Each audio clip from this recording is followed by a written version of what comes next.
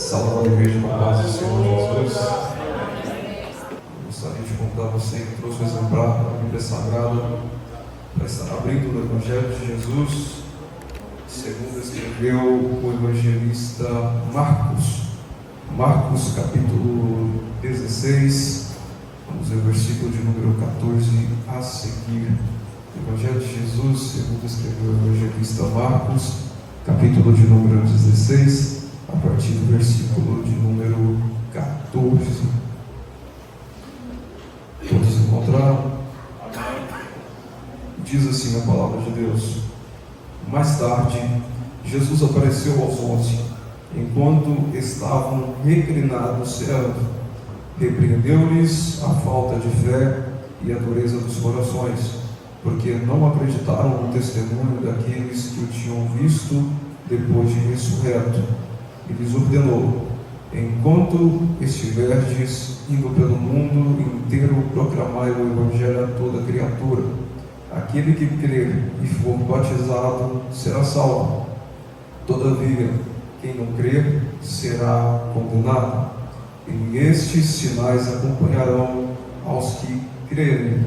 Em meu nome expulsarão demônios, em línguas novas falarão, pegarão serpentes com as mãos, e se algo mortífero beberem, de modo nenhum lhes fará mal. Sobre os enfermos imporão as mãos, e eles serão curados. Amém. Fechem seus olhos. Senhor, meu Deus, meu Pai, Deus Todo-Poderoso, Leão da tribo de Judá, Deus forte e verdadeiro, Deus de maravilhas, pedimos, Senhor Jesus, que o Senhor continue falando conosco nesta noite. O Senhor tem falado conosco através das oportunidades que foram ministradas. Pedimos, Senhor Jesus, que o Senhor venha entrar em nossos corações, que seja uma noite de libertações, curas, milagres, que o Senhor tenha liberdade em nosso meio. Que, Senhor, meu Deus, meu Pai, nós possamos conectar-nos, Senhor, e possamos estar desconectados das coisas que não vêm de Ti. Fala em nossos corações, fala em nossa alma, e ela viverá. É o que nós lhe pedimos e lhe agradecemos pelo santo e verdadeiro nome do nosso Senhor e Salvador Jesus Cristo. Amém. Irmãos, esse texto lido narra o pós-cruz. Olhando por esse texto, nós vamos entender que na cruz existe um período pós-cruz, um período antes da cruz e um período na cruz. Quando nós vimos desde o período veterotestamentário, Jesus, ele é mencionado. Jesus é aquele que viria, Jesus é aquele que esmagaria a cabeça da serpente. Jesus, ele é aquele cordeiro cujo o sangue está nas portas, o mal não adentra. Ele é a água que brota da rocha.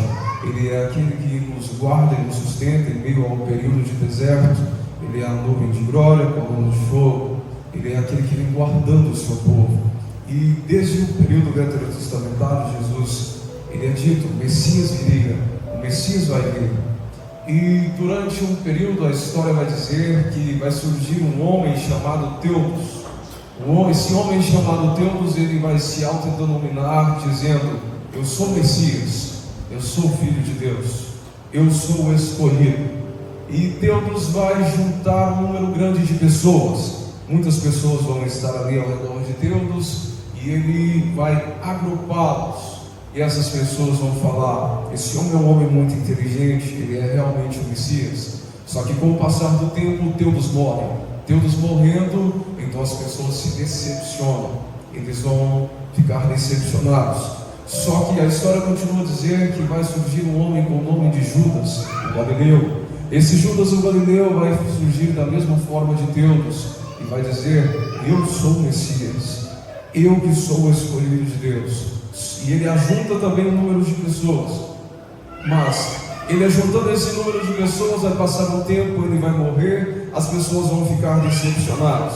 Então, com essa decepção, em meio a esse cenário, a lei judaica, juntamente com o critério da política daquele tempo, eles vão se levantar e vão abrir um decreto. Eles vão abrir um decreto, uma medida protetiva, falando que aquele que se autodenominasse ser o Cristo, o Filho de Deus, sem o aparato religioso, sem o aparato político, ele seria morto, ele seria expulso dos lugares, ele não poderia mais ficar ali.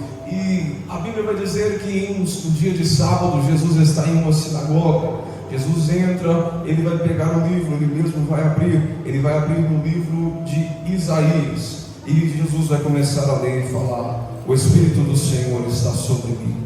O Espírito do Senhor está sobre mim, pois ele me ungiu para evangelizar os pobres, enviou-me para proclamar libertação aos cativos e restauração. E quando ele acaba de ler, Jesus já vira e já fala: hoje mesmo se cumpriu esta palavra.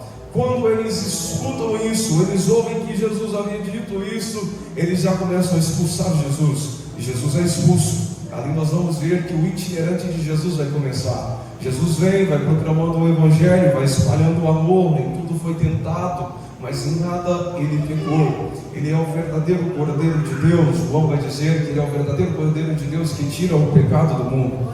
Então, nós vamos ver que esse texto lido há um período também antes da cruz, o da cruz e o pós-cruz. E antes da cruz é antes de Jesus ser crucificado. Antes de Jesus ser crucificado, que ele está naquela caminhada pela via dolorosa, nós vamos ver que ali haviam os carregadores de cruz. O primeiro carregador de cruz que nós podemos intitular é Simão. Simão, ele é o primeiro carregador de cruz. Ele é o primeiro que começa a carregar a cruz, e em meio à igreja existem os carregadores de cruz. Existem aqueles crentes que estão aqui sem saber o porquê estão aqui, que estão aqui e falam: olha, eu estou carregando a cruz, mas eu nem sei porquê. E existe também aquele grupo que é chamado de o ladrão bonzinho, que está na igreja e fala: olha, eu estou passando por isso porque eu sei que eu errei, eu sei que eu fiz errado, eu estou pagando um preço, eu sou falho. E existe também um grupo chamado o ladrão mau. O ladrão mau é aquele que está errado e acha que está certo. E dessa forma. Só que quando nós olhamos, há mais um carregador de cruz.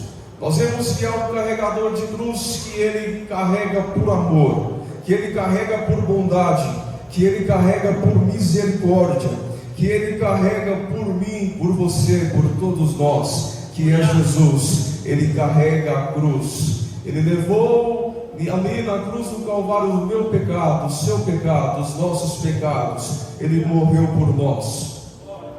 Então, o período antes da cruz é esse. No período da cruz também vai existir uns grupos de pessoas. Vai existir 4 grupos de pessoas que nós vamos ver no capítulo 19 do Evangelho de Jesus, segundo escreveu João. O primeiro grupo que nós vemos ali são os soldados. Os soldados daquela época formam um primeiro grupo. O segundo grupo é o grupo chamado Maria Madalena. E o terceiro grupo, Maria, mãe de Jesus. E o quarto grupo, João. Então nós temos os soldados, Maria Madalena, nós temos Maria, mãe de Jesus, e nós temos também João. Quem são os soldados?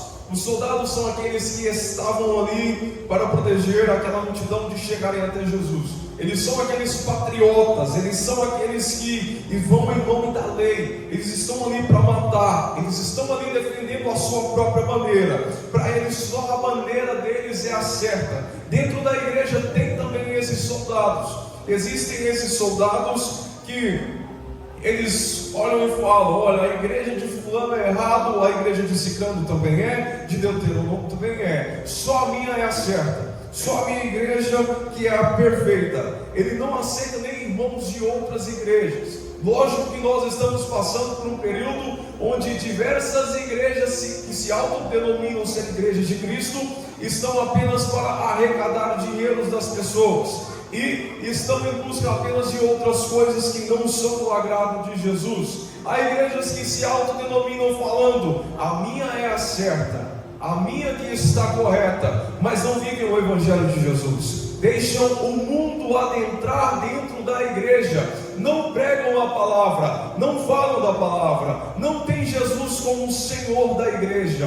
Eles trazem de tudo do mundo, mas menos a palavra de Deus para ser infiltrada no coração das pessoas, porque é a palavra que vai penetrar e vai levar o pecado clamor ao arrependimento. É a palavra que traz a libertação, é a palavra que traz a cura, é a palavra que edifica, é a palavra que transforma, é a palavra que traz o Espírito Santo em nosso meio para fazer milagres e prodígios miraculosos. Então, há diversos fundadores de igreja que se autodenominam falando que só essa bandeira é a certa, que só essa placa é a correta.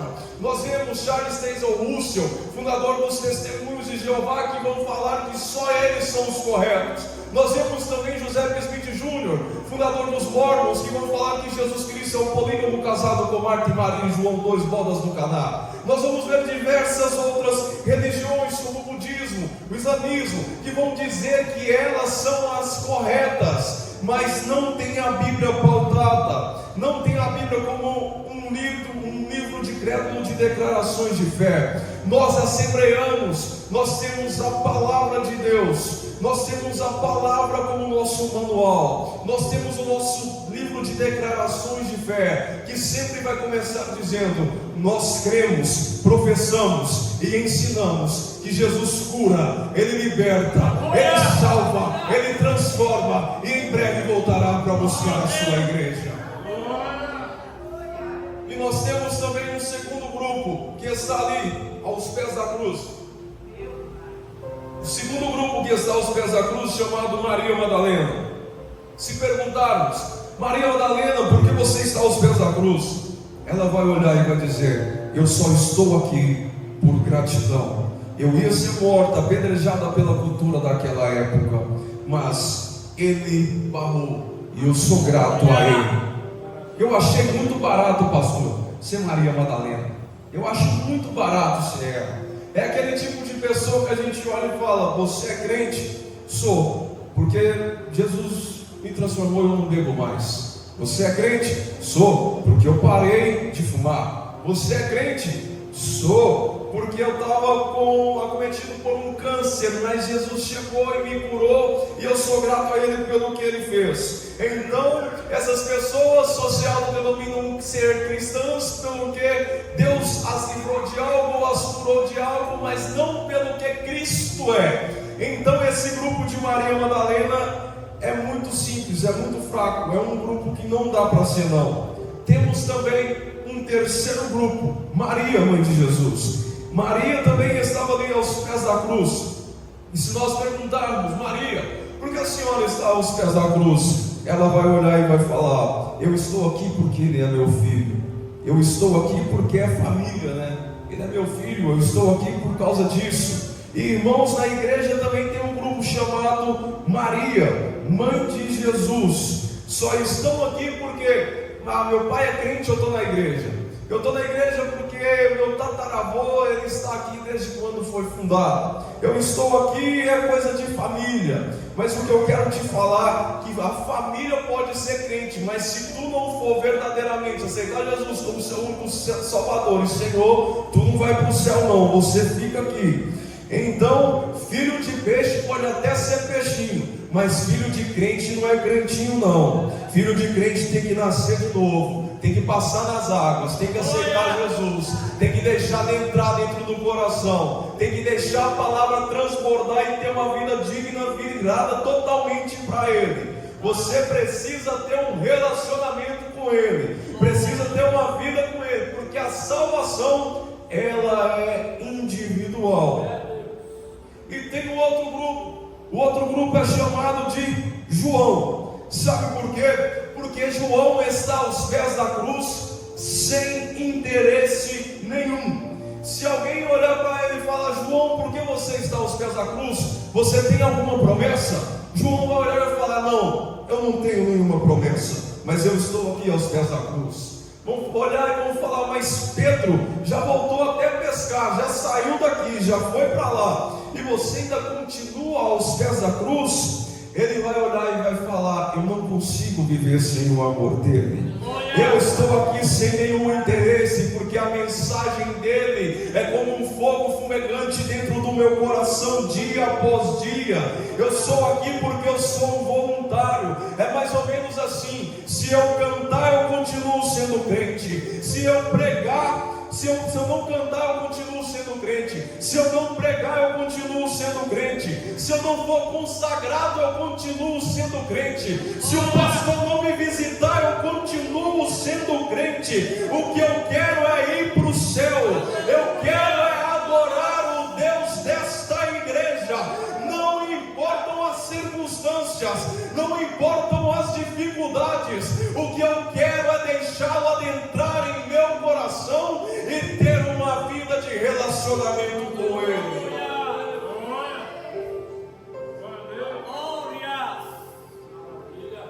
Glória a Deus, aleluia.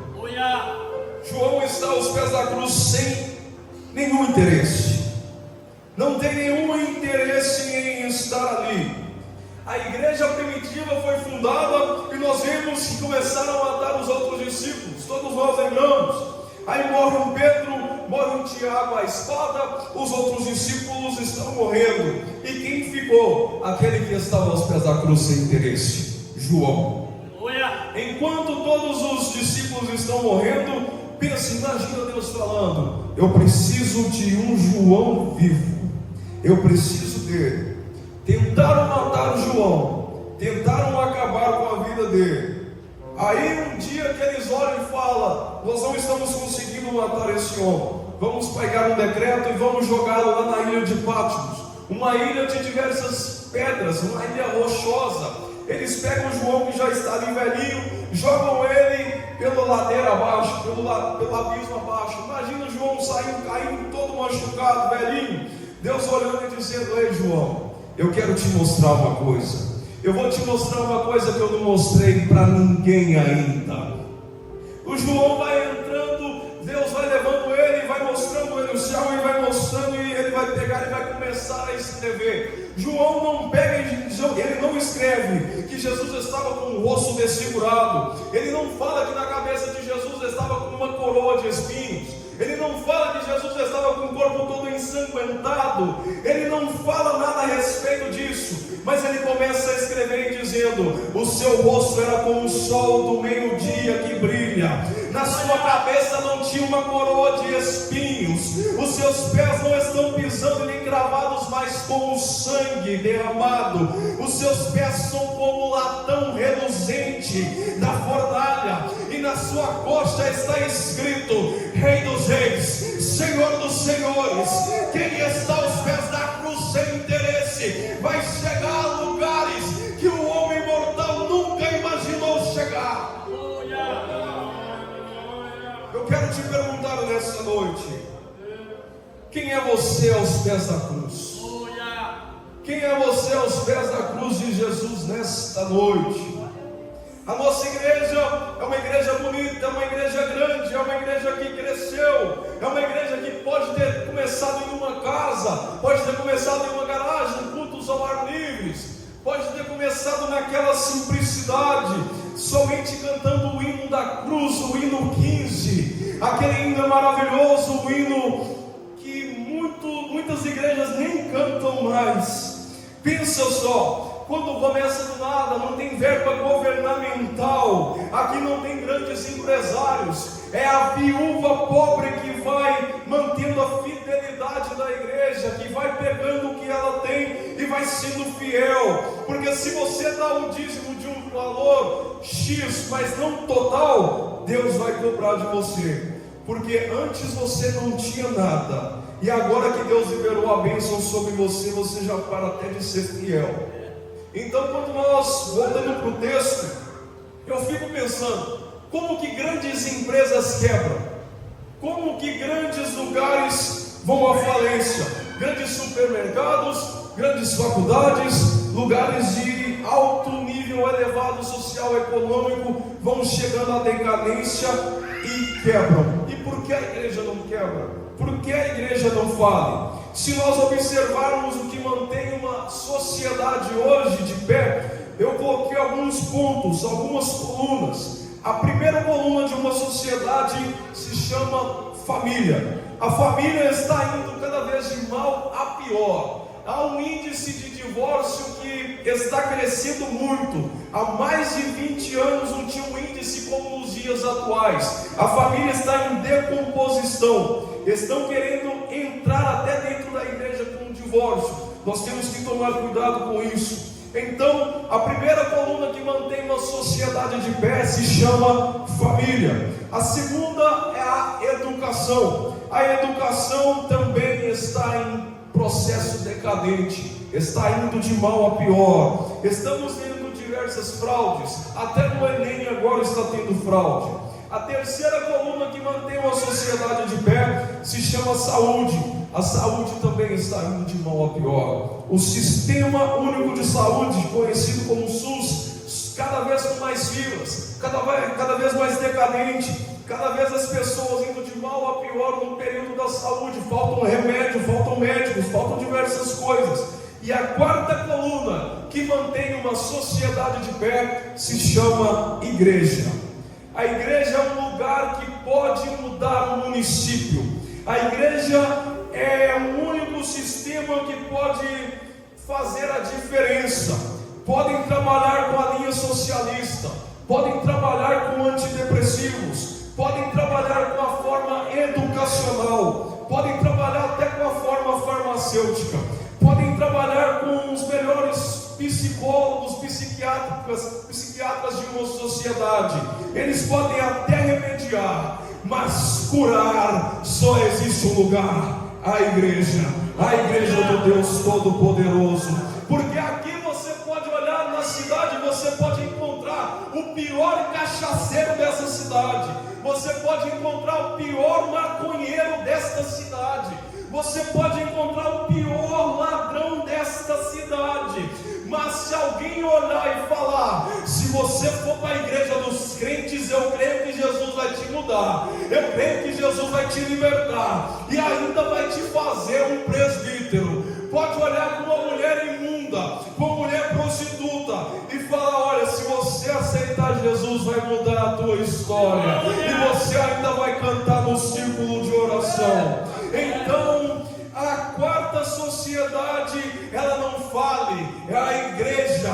A quarta coluna que está há mais de 2000 anos pregando que Jesus Cristo em breve voltará, que Jesus Cristo transforma, que Jesus Cristo muda prognósticos, que Jesus Cristo quebra paradigmas.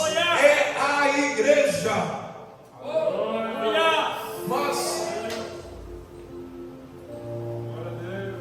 o que mantém essa igreja de pé? Qual é a engrenagem que não deixa essa igreja falir? Porque nós podemos olhar que vai começar em pequenos lugares, garagens, em casas, fazendas, mas de repente vai crescendo.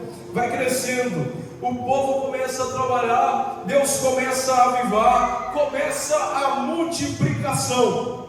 Não tem outra coisa, irmão, é milagre de Deus. Deus vai começando a multiplicar, vai vindo bênçãos, o lugar vai crescendo, as pessoas vão vindo, vão sendo edificadas, e a igreja é resposta de oração, é lugar de milagre, é lugar de multiplicação. Sabe por que esta igreja está de pé? Primeiro segredo, nós olhamos no versículo de número 14, que o período pós-cruz, Jesus aparece, eles estavam todos ali reunidos, eles estavam ali, Jesus aqui já está ressuscitado no versículo de número 14, e o primeiro segredo que mantém uma igreja de pé é que o túmulo está vazio. Isso mantém a igreja de pé. Esse é o primeiro segredo. Sabe por que essa igreja está de pé? Porque tem um túmulo vazio. Essa igreja só está de pé porque o dono dessa igreja está vivo. O dono dessa igreja se faz presente. Tem muita seita por aí que o dono já morreu. Tem muita seita por aí que levanta, mas o fundador está em um túmulo. Mas lá em Israel há uma placa que está escrito em diversos idiomas. Está escrito em hebraico, está escrito em aramaico, está escrito no grego, está escrito no latim, está escrito até em inglês, em diversos idiomas. Está escrito: ele não está mais aqui, ele não está mais aqui, ele vive, ele vive, ele vive, ele vive. Esta igreja só está de pé porque ele vive. O nosso Deus vive. Eu creio no amor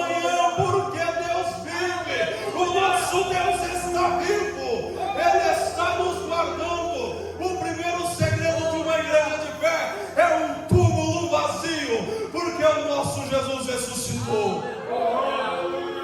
Glória a Deus. Bendito é o nome do Senhor. Há um filósofo francês chamado de Ernesto. Ele escreveu em séculos passados: a igreja do cristianismo não vai chegar a lugar nenhum, porque ela acredita simplesmente em um túmulo vazio. Que pena que Ernesto morreu. Que pena, porque nós íamos mostrar para ele que o maior segredo dessa igreja é um túmulo vazio, mas o Deus Todo-Poderoso está aqui. O nosso Deus, ele não está pregado em uma parede. O nosso Deus não está colocado em um colar. O nosso Deus não está em imagens. O nosso Deus não precisa de vela acesa. O nosso Deus não precisa jogar sal grosso. O nosso Deus não precisa destas coisas, porque o nosso Deus está vivo. Ele está vivo. Não está em um madeiro, não está em um pingente. Ele está olhando, cuidando e zelando do teu povo, enquanto muitos se levantam para tentar parar a igreja, tentar acabar com ela, igual eles pensaram que Jesus havia perdido. Mas a Bíblia está dizendo: tragada foi a morte pela vitória, porque Jesus ressuscitou. Ele ressuscitou. Quando nós olhamos o segundo segredo para manter essa igreja de pé, nós vemos um versículo quando Jesus diz: ide e pregai o evangelho a toda criatura. Essa igreja só está crescendo dia após dia porque a visão do dono dela não é uma visão humana. A visão do dono dessa igreja é uma visão ampla, é uma visão crescente, é uma visão grande. Na minha visão, só quero, digamos assim, tem muitos que pensam: só quero que a igreja de Papagaio seja salva. Eu só quero que o campus de Sete Lagoas seja salvo. Muitos até falam: eu quero apenas que a minha família seja salva. Eu quero que apenas alguns conhecidos, alguns amigos sejam salvos. Mas a visão de Deus é diferente. A visão de Deus é: abre lugar, há um lugar maior, porque quanto maior o lugar, mais almas terão. Eu vou encher o lugar. Então nós vemos que a visão de Deus é diferente. A visão de Deus é totalmente crescente. Se a visão de Deus fosse pequena, a Assembleia de Deus tinha ficado na Suécia, mas da Suécia veio para o Belém do Pará, atingiu todo o Nordeste, foi passando para a região Centro-Oeste, Sudeste, para o Sul, para o Norte, até chegar no Brasil inteiro. Todo lugar onde nós chegamos tem uma Assembleia de Deus. Todo lugar onde nós vamos, assembleianos propagando, falando do amor de Jesus abertamente. Por quê? Porque a visão do nosso Deus é uma visão ampla, não é uma visão pequena, é uma visão crescente de ir pregar o Evangelho, alcançar não somente essa rua, não somente esse bairro, mas toda esta cidade. Essa é a visão do nosso Senhor. Em terceiro lugar, quando nós vemos o versículo de número 15, nós vamos ver: enquanto estiveres indo pelo mundo inteiro, proclamai o evangelho a toda criatura. O que acontece? Nós pregamos um evangelho de poder, nós pregamos um evangelho que transforma. Nós não estamos falando de histórias de Rui Barbosa, nós não estamos falando de histórias de Monteiro Lobato, nós não estamos falando das falas de Cecília Meireles. Esta igreja é pautada num evangelho de poder. Esta igreja é pautada no evangelho que transforma. Mesmo que o irmão seja simples, leia o Salmo 23 bem de uma forma simples, mas quando ele abre a boca, o céu se abre também, porque nós pregamos um evangelho de poder. É um evangelho que transforma o viciado no crack em um obreiro. É um evangelho que transforma um idólatra no verdadeiro adorador. É um evangelho que por onde passa vai transformando vidas. É um evangelho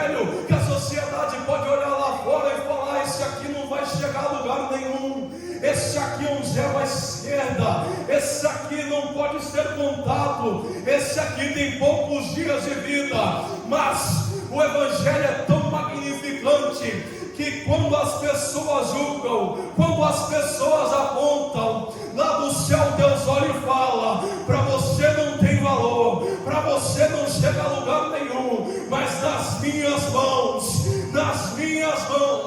se torna um vaso escolhido, vai ser pregador, vai ser cantor, vai ser obreiro, vai transformar vidas, vai adentrar em corações, porque nós pregamos um evangelho de poder, um evangelho que transforma, um evangelho que vai edificando.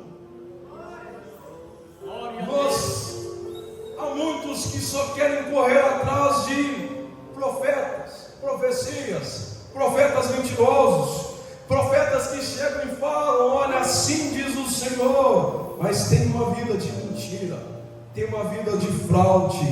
Sabe o que nós temos que fazer? Voltar a ler a palavra de Deus, falar com o dono da palavra. Quem lê a Bíblia não corre atrás de profecia. A palavra, ela mesmo te orienta, ela mesmo te direciona, e a igreja está de pé por causa desta palavra. Você só é crente por causa desta palavra. Jesus te libertou por causa desta palavra. Glória a Deus, aleluia. Onde tem palavra, tem milagre, e o dono da palavra está em nosso meio nesta noite. Glória a Deus. Glória a Deus. Aleluia. O quarto e último segredo está no versículo, quando Jesus diz: quem crer e for batizado será salvo. Essa igreja não está de pé por minha causa, ela não está de pé por causa de um presbítero, de alguém assim. Não, essa igreja está de pé por causa de Jesus, o nome que está acima de todos os nomes. O nome dele tem poder, o nome dele pode fazer coisas que a medicina fala que não tem jeito. O nome de Jesus pode curar enfermidades, o nome de Jesus pode tirar pessoas de crises. O nome dele tem poder, e tem gente que está vendo o filho em crise, tem gente que está vendo pessoas ao redor em crise. Deus deixou psicólogos, claro que deixou. Deus deixou diversos outros médicos, claro que deixou. Mas invoca o nome de Jesus primeiro. Invoca o nome dele com autoridade e fé. Invoca o nome dele, que o nome dele cura. Invoca o nome dele com autoridade que vem dos céus, direcionada pelo Espírito Santo, que ela vai transformar. O nome dele está presente neste culto. Clame ele, chame ele. Esta palavra mudou a minha história. Esta palavra mudou a tua história. Esta igreja está de pé pela palavra, pelo nome de Jesus que tem poder, o nome que está acima de todos os nomes. Enquanto você clama o nome de Jesus, ele visita a tua casa. Enquanto você clama o nome de Jesus, ele visita a tua família. Enquanto você clama o nome de Jesus, ele visita os teus negócios. Nós processamos, cremos e ensinamos que esse nome tem poder, que esse nome liberta, que esse nome edifica. Glória a Deus. Esses sinais seguirão aos que creem. Existe sobre esta igreja uma promessa. Há uma promessa que ninguém pode impedir. Há uma promessa direcionada a esta igreja que Satanás tenta derrubar, Satanás tenta acabar, Satanás tenta jogá-la por terra. O inferno está com seus canhões mirados para esta igreja, mas as portas do inferno não prevalecerão pela igreja que não para de orar, pela igreja de Jesus Cristo. E esta promessa que está sobre a igreja não foi o homem que fez, não foi Satanás que fez. o Satanás pode até tentar impedir, Satanás pode levantar legiões para tentar jogar por terra, mas quem fez esta promessa foi o dono da igreja. E quando o dono da igreja faz a promessa, tem que sair da frente legião de demônios, tem que cair por terra a obra de macumbaria, tem que sair da frente Satanás, tem que sair da frente pandemia, tem que sair da frente os órgãos políticos tentando fechar a igreja, tem que sair da frente esse tipo de pessoas que estão tentando atrapalhar e trocar a Bíblia.